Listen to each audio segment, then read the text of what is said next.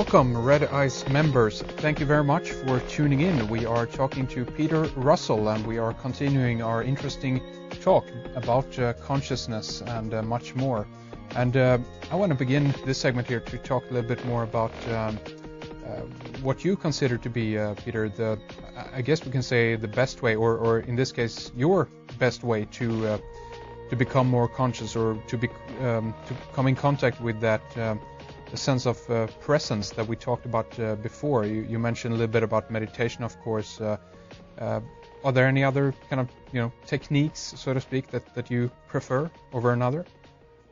I think for me, meditation has been the most profound and easiest way to become more present. I mentioned other things like dance. I think you find movement, dance in many traditions, and that can also allow us to become more present in our bodies, or even things like, just walking in nature. If we can use it as an opportunity to step out of our minds, I think anything that takes us out of our thinking mind is really going to help us be more present. Because as I said, I think the basic thing where we go wrong is we get caught up in our thinking.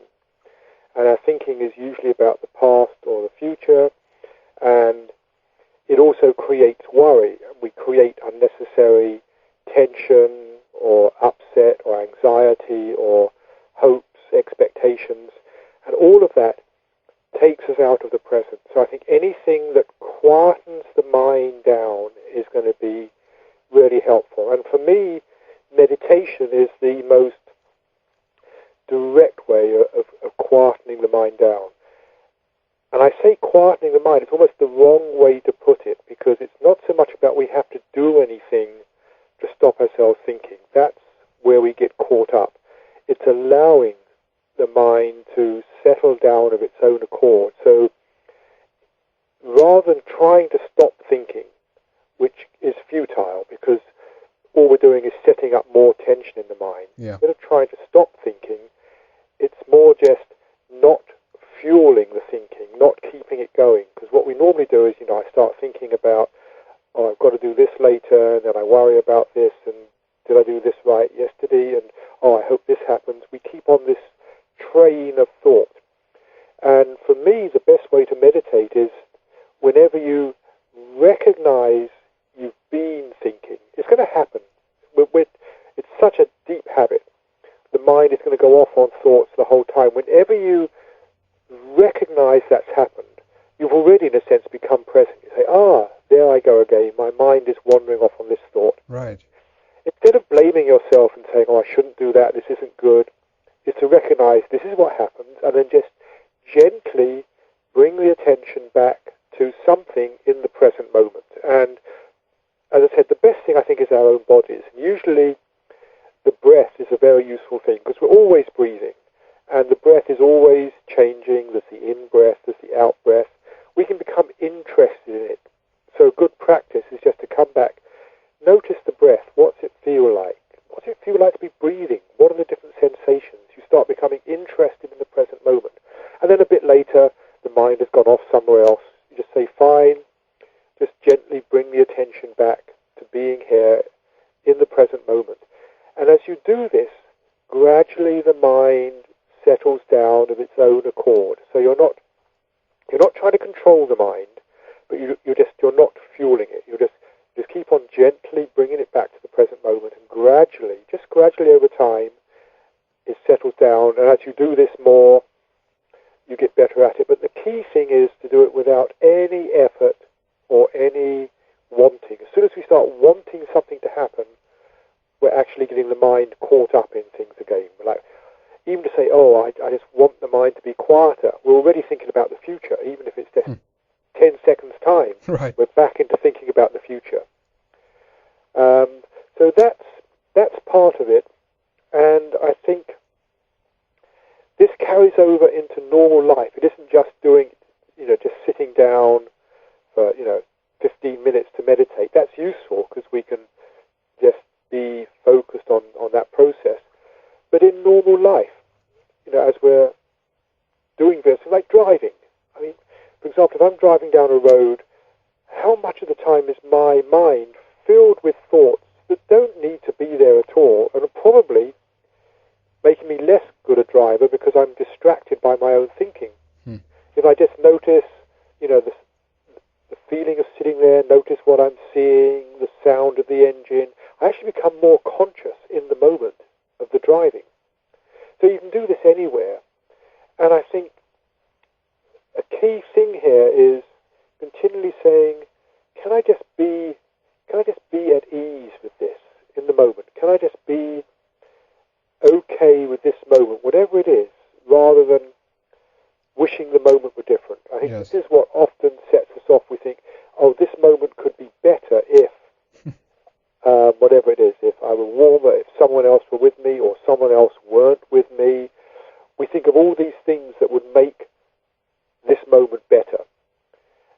I think it's saying, no, this moment is as it is. Whatever is happening, it may be I'm feeling uncomfortable, I may be feeling a bit cold because of, where I am. I'm outside and I haven't got the right clothes.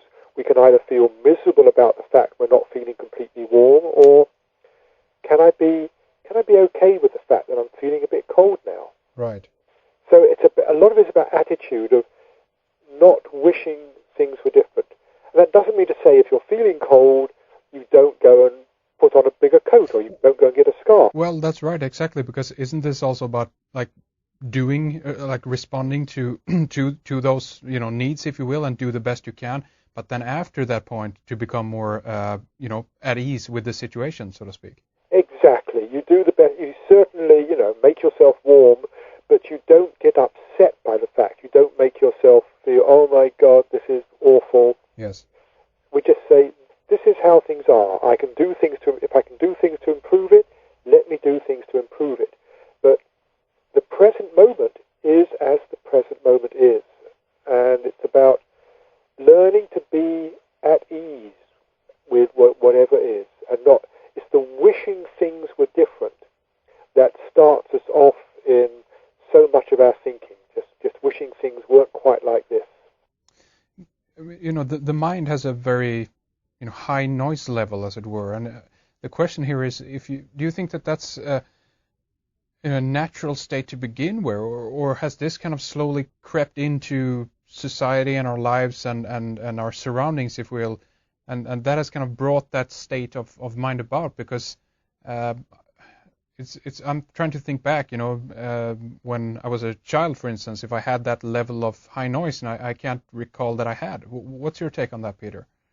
I think it's come from our society, from just living in the world. I think we've built up this high level of mental noise, background chatter, worrying about whether things are going to be right or not. I don't think it's natural to the mind. I think we all do it to varying degrees because we're all brought up in similar societies, and it's almost like it's a habit. We get into this habit of thinking, a habit of planning, a habit of worrying about things, a habit of hoping this is going to happen. And this habit builds up until it just becomes normal. But I think it is a habit. And I think a lot of it comes back to a very basic belief system in our society, which says how we feel inside depends upon what we're doing in the world, what I have, what I do, what I'm experiencing. Yes. So if I'm not feeling at ease, if I'm not feeling happy, then our society says do something, go to a movie, buy yourself something, or whatever it is. Do something, get something. And so we fall into this belief that if I could just get the right thing or have things be the right way, I would be happy. And that's where a lot of this dissatisfaction from the present comes. We feel, I can't be happy with the way things are. I must change it. I must do something. And society, or even the market forces, if you will, of our world, they obviously play on that, and they use that need in people, Totally. You look at just about every advertisement you ever see, and you look at it closely, the underlying message is, you cannot be happy as you are, but if you buy this product, this service, whatever it is, then you will feel better. Yeah. So they're telling us the whole time that how we feel depends upon what we have, and this is what keeps so much of the consumer culture going, why we buy things we don't really need. We buy them thinking, if I just had this, I'd be a bit happier. So you're right, our whole culture is fueling this, and the media, even our education. I think it happens from the moment we're born, really, because our parents have been brought up in that society, and just subtly, they give us the same messages. We start learning them from very early on, and it just builds and builds and builds until we're caught in this belief system that I have to make things out there, have to get things out there, be the right way. And the tragedy is that it fills our mind with worry, with anxiety, expectations, whatever it is, and it's all of that is what stops us actually being present and being at ease with the present moment. Yes. So it's really about how do we undo or step out of that conditioning. And it isn't actually that hard. As I said earlier in the other segment, it's not difficult at all. It's we make it difficult as soon as we start to try to do it. It's really, I suppose the simplest way to put it for me is learning how to allow the mind to relax, to allow the attention to relax.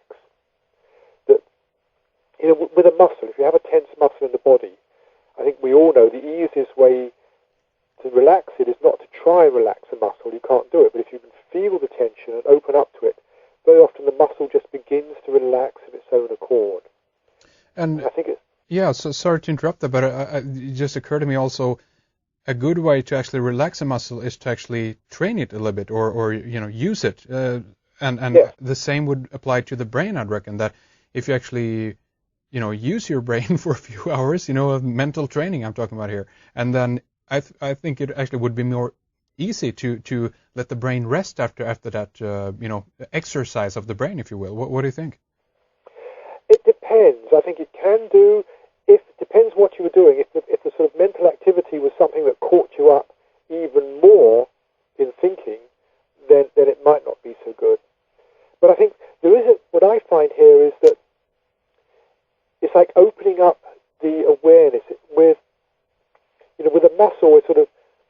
We're using the muscle. We're taking it out of that fixed mode, and it's that fixed mode that creates the tension. So using it is flexing it. It's making it move around. So I think with the same thing with consciousness, the parallel for me is our mind gets fixed on wanting things to be a certain way, thinking a certain way. Yeah.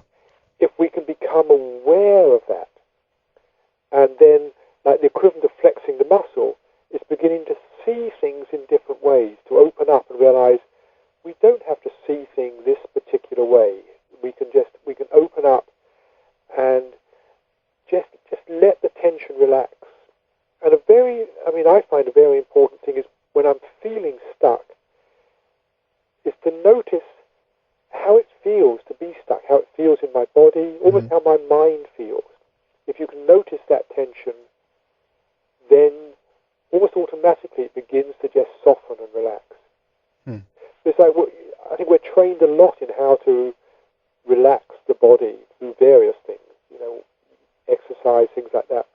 We're not really trained in how to allow the mind to relax from this habit of incessant thinking. Do you think also that the mind and the body also works as a pair, as it were, that these things are actually intricately connected in that sense? So what we... Yes. Yeah. I definitely think so. I think when our minds feel tense, our bodies tense as a result, Yes. We're worried about something.